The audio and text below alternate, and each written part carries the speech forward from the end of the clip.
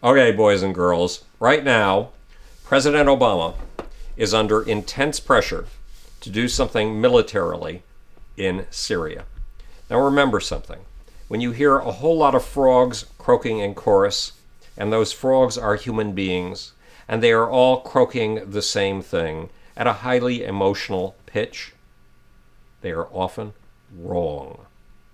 In the case of the frogs at the moment who are telling Obama that we must do something in Syria militarily, haven't these frogs noticed that we did something militarily in Afghanistan?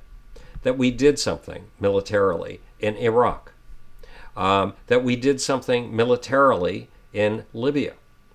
And what happened? Afghanistan has gone through tens of thousands, if not hundreds of thousands of deaths. There are bombs and suicide bombers going off every single day. We are about to withdraw. Right now, the current regime which we have been supporting is anything but democratic. It is riddled with corruption. And it's supporting itself on literally bags of money from the CIA. What's going to happen when we leave?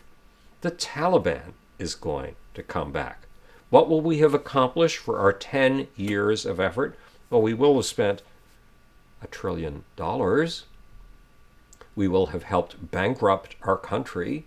We will have run up the intense national debt that Republicans are always screaming about, the very Republicans who encouraged this war. And so did I, by the way. I made a big mistake. And what will we have accomplished for the Afghanistanis? Death. What will we have accomplished for our own national interests? The very same people will be in control who were in control when we began. We will have chased out Osama bin Laden, but with today's technology, we could do that with a bunch of drones and a few high-powered, well-trained teams that do not cost trillions of dollars. But have we learned that lesson? Well, what happened when we did the same thing in Iraq? When we did exactly what the croaking frogs are calling for right now in Syria, when we entered with military action. Another $1 trillion down the drain, another several 100,000 lives down the drain, another people that is now in danger of being murdered by suicide bombers every time it goes out to buy a loaf of bread.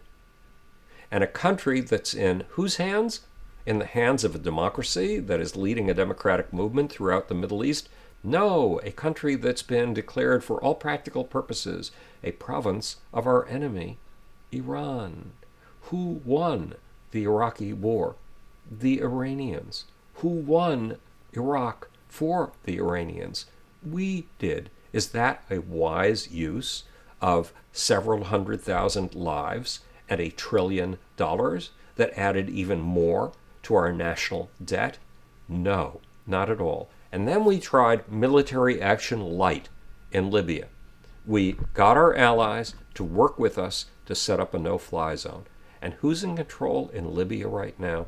The kinds of people who bombed our embassy, who killed one of our ambassadors, the kinds of people we call Islamists, people who hate our guts, people who believe in running a country with nothing but violence and ferocity.